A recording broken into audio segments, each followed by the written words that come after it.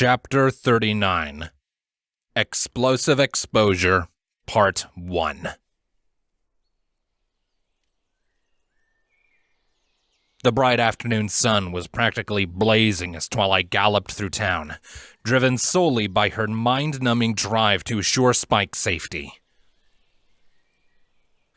The pain held in her leg had faded considerably at this point, but it had been replaced by a plethora of new, unpleasant sensations. Her legs ached with every step she took. Her lungs were burning and begging for her to stop and catch her breath. A mixture of sweat and tears rolled down her face, blurring her vision. And then there was that blistering summer sun, seemingly here only to make Twilight's life even more miserable, purely by simply being there. A fast-paced tour of Ponyville like this would be enough to make anyone build up a sweat, but while underneath a heavy blanket, in effect, didn't help matters at all. By this point, it was only stubborn force of habit that kept Twilight from tearing the blasted thing off and being done with it. But the physical misery she was made to endure was nothing compared to the mental anguish that plagued her. As her destination drew closer and closer, Twilight discovered that Ponyville was sandwiched between two large plots of trees. The first was the Everfree Forest to the south, which Twilight was very familiar with by now, while the second, to the northwest, had been given the name Sweet Apple Acres, indicative of the land's purpose and those who owned it. Though unlike the Everfree Forest, the large wooden archway bearing that name signified that these weren't the same types of wild growths that resided in the forest. Past the gate's threshold, it was almost like a different world. The field of grass that had been leading up to this point was replaced by simple soil. At least around the dirt pathway and the many apple trees that probably gave this place its name. The almost countless trees were tall and proud, evenly spaced in neat, orderly rows, and fenced off to dissuade any potential interlopers from interfering with them. Red apples were by far the most abundant that Twilight could see, though there were a few other variations mixed in. And in the middle of it all was a simple farmhouse, accompanied by a bright red barn. And while the rustic beauty of this well-maintained farmland was lost on Twilight at the moment, there was one thing about it that caught her attention. It was absolutely massive. At least as large as Ponyville, maybe even a little bigger. It was kind of hard to tell from this vantage point, but the point stood that Sweet Apple Acres was large, with a lot of open land, meaning Twilight was going to have a lot of ground to cover if she was going to find Spike. Approaching the large gateway that served as the main entrance, Twilight surveyed what she could of the farmland. Just as her unexpected informant had told her, a town guard could be seen standing at attention by the main gate, likely to keep an eye out for Spike, and also serving to keep away any unwanted interlopers. Though, if this lone guard thought for even a second he stood a chance of standing between Twilight and her baby, he was going to be in for a very rude awakening. She didn't have the patience to even give him a chance to stop her with something like, "You can't enter, official business," or "There's a wild animal on the loose, we need you to stay clear." She was not in the mood for anyone to stand between her and Spike, not any longer. But as she ignited her horn, there was an unexpected interruption in the form of Applejack bolting right by. Twilight slowed almost to a complete stop and watched as Applejack flagged down the guard and spoke with them in an angered tone. "Twilight?" Fluttershy's arrival was just as unexpected and sudden as Applejack's, with the Pegasus tapping Twilight's shoulder to catch her attention and draw her to a full stop. "How are you holding up?" "Not the greatest." Twilight wasn't exactly sure what to feel right now. She was feeling a lot of conflicting feelings over seeing these two again, mostly because of the hasty way they'd been informed about the incident between her and Spike. Thankfully, if nothing else, Fluttershy seemed more concerned with the actual crisis at the moment, But that didn't mean Twilight was out of the water yet. Someone saw some guards chase Spike this way. I came to check it out. Don't worry. We're gonna find him, okay? The absolute certainty in Fluttershy's voice did wonders to ease Twilight's troubled mind. "All right, come on, you two!" Applejack shouted from across the way, waving them down to come and join her. Looking back over to her and the guard, it was clear that Applejack had managed to win their short-lived debate, though the guard looked more than a little suspicious about everything. "We got a lot of apples to count, so, yeah, let's get going." Unlike Fluttershy, Applejack sounded like she had absolutely no confidence to back up the words she was saying. It was clearly a blatant excuse to get Twilight and Fluttershy past the minimal barricade, but Twilight wasn't about to scrutinize the farmer, and rushed past the large gate. Fluttershy and Applejack were soon to follow, each hurriedly walking side by side with Twilight farther into the farmland. There was a moment where nothing was said, but as soon as they were out of earshot of the guard, Applejack broke the silence. "Hey, I'm sorry about earlier," Applejack said solemnly, her head slumping in shame. I didn't know the little guy was with you." Twilight stopped. The other two ponies noticed this and stopped as well, prompting Twilight to look towards Applejack with an appalled expression. Today had been very long and very stressful, and had been served with an agonizing side of unanswered questions, and Applejack had just added another onto Twilight's full plate. But she wasn't about to take another step without at least having this one thing made clear. I'm sorry, what? Talking about Spike, Applejack continued. I didn't know he was with you. I told her everything, Fluttershy confessed before Twilight even had the chance to accuse her of anything. I couldn't just leave her in the dark. You need all the help you can get. Twilight couldn't figure out what to say. After everything that had happened today, her headspace was a mess. She didn't even have a knee-jerk reaction to respond to this. She just stood there, looking almost dazed and confused, trying to murmur out some kind of reply. But it never really formed. Not enough to make it past her lips, at the very least. Twilight, I'm sorry, but I think secrecy is off the table at this point. Fluttershy shook her head and sighed. Even though Twilight couldn't form the words, Fluttershy got the message, and she was putting her hoof down on the matter. People know about Spike now. Finding him isn't going to make that go away. We need ponies on our side if this is going to turn out for the better. The stern words resonated with Twilight, and for the life of her, she couldn't come up with a response. Fluttershy was right. At least one of them had put some thought into this, and it made sense to Twilight now. Sequestering Spike back into hiding was not going to stop the whole town from turning every stone to find him, and it was only now that she realized that. Twilight pulled herself together, thanking Fluttershy for actually taking the time to think things through. It was also Fluttershy who was quick to get the small group back on track, suggesting that they split up to cover as much ground as possible. Twilight was not going to be the first to dispute that, but she was the first to pick a direction and head off running. And so once again, Twilight was back to scurrying through in search of her lost son. Though there were significantly fewer places to hide in the open expanse of apple trees, the only real places there was to hide would be behind one of the trees, as the rest of the landscape was devoid of protrusions or obstacles. The family that ran this place made very well sure that the only things that grew here were apple trees and grass. And that high level of maintenance served well in Twilight's favor, so for that, she was thankful. The only thing that really acted as an obstacle was the presence of those town guards, and Twilight took careful measures to remain unnoticed by them. Applejack wasn't with her right now to give her an excuse, and she didn't want to have to displace any more ponies than she absolutely had to, if only to keep the number of charges on her head from mounting.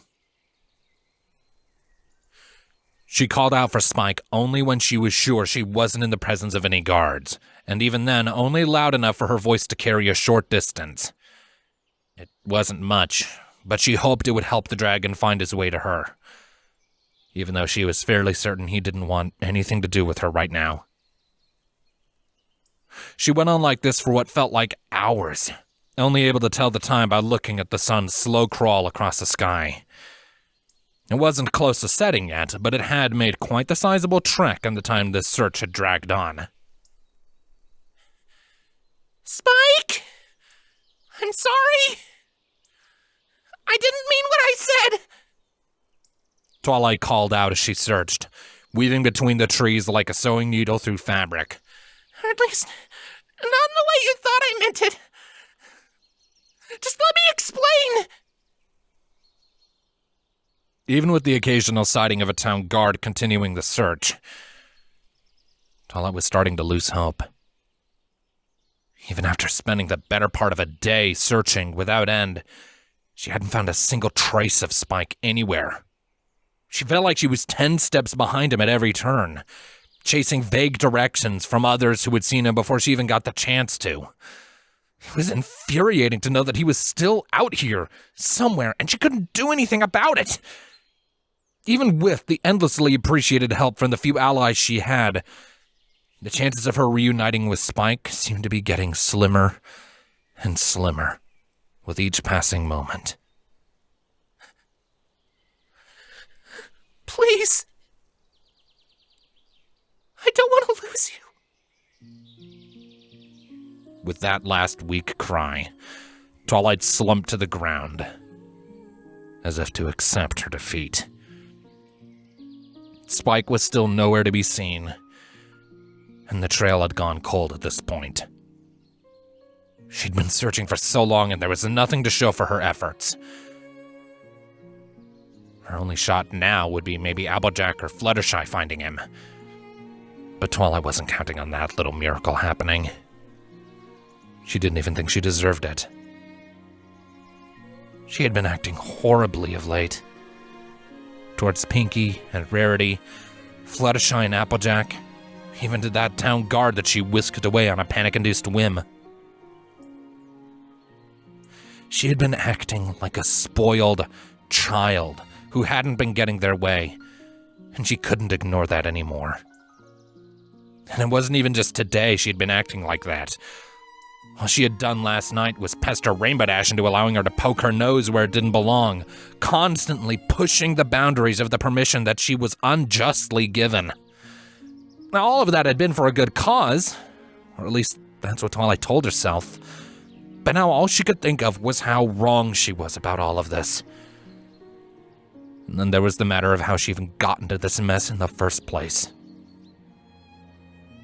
All of this started the day she had taken Spike and ventured out into the world under the pretense of trying to learn where he had come from.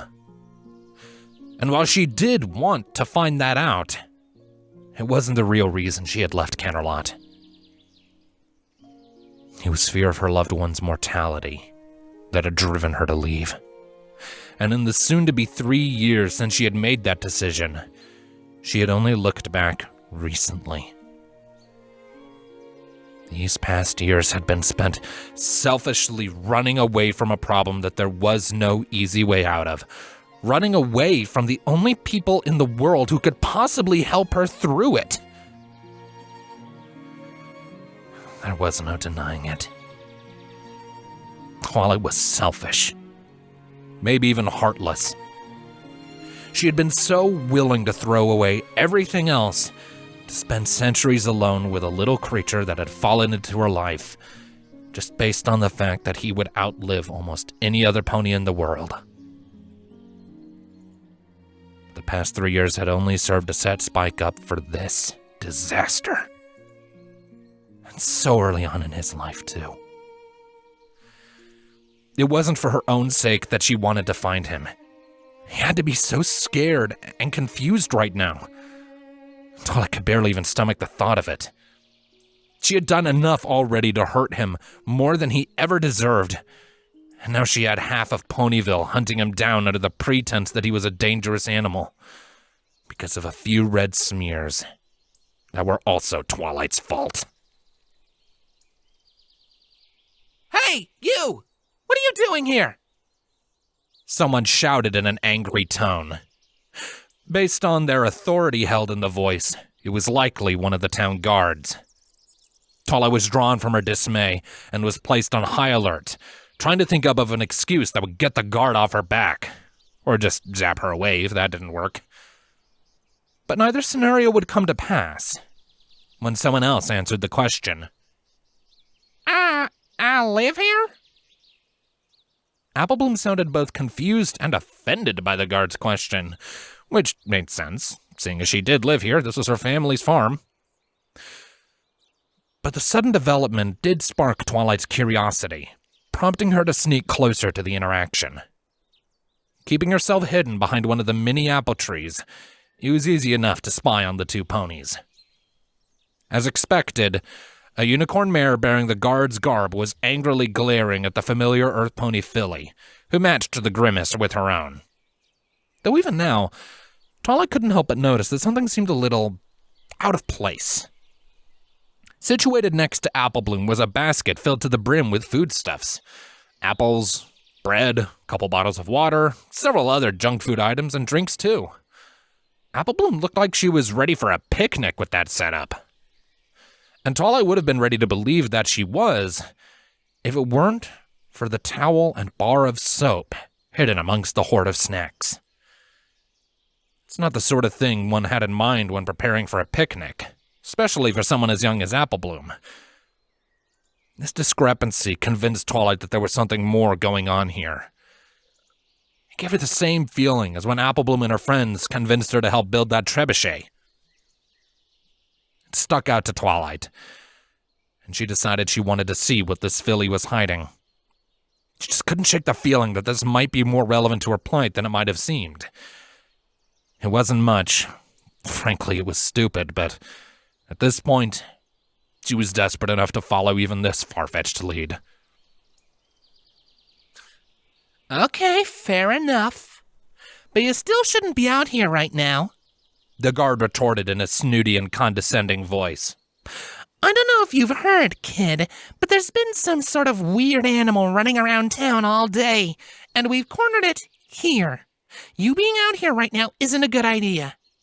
So come on, I'll walk you home." I don't know what you're going on about, but I think I would have noticed if there was something like that running about our farm," Applebloom answered, nervously picking up her basket for just a moment before backing away. "Sorry, lady, but I think you're full of it." Just as the guard's tone wasn't one you should use when talking to a child, Applebloom's reaction isn't what Twilight would have expected. One would think that a town guard telling her that there was some dangerous wild animal on the loose would have gotten her to take the offer for a safe walk home. But that didn't happen. There was also the hint of nervousness behind the filly's words, as if she was hiding something, exactly like when Twilight had interacted with this kid in the past.